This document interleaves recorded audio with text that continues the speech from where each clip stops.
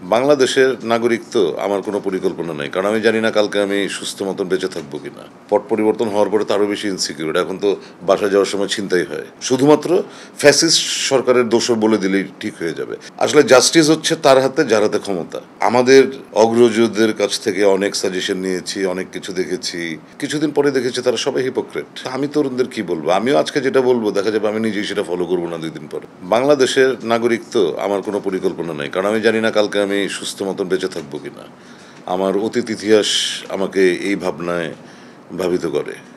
মানে গত 40 বছর ধরে আমি আসলে কোনো রকম সিকিউরিটি বোধ করিনি এই দেশে, আগামীতেও করবো বলে মনে হয় না।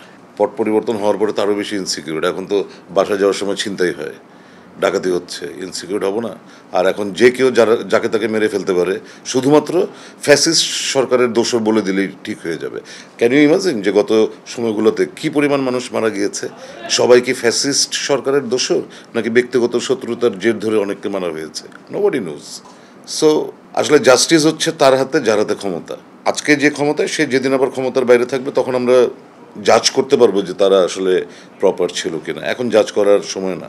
যে আমরা গত 40-50 বছর আমাদের অগ্রজদের কাছ থেকে অনেক সাজেশন নিয়েছি, অনেক কিছু দেখেছি, সেটা দেখে অনেক স্বপ্ন দেখেছি, কিন্তু কিছুদিন পরে দেখেছি তারা সবাই হিপোক্রেট। Everybody is hypocrite. তা আমি তরুণদের কি বলবো? আমিও আজকে যেটা বলবো দেখা যাবে আমি নিজেই সেটা ফলো করবো না 2 দিন পরে। আর আমি নিজে যেখানে কোনো ভবিষ্যৎ দেখি না, সেখানে আমি কাউকে আসার কথাও বলতে পারি না।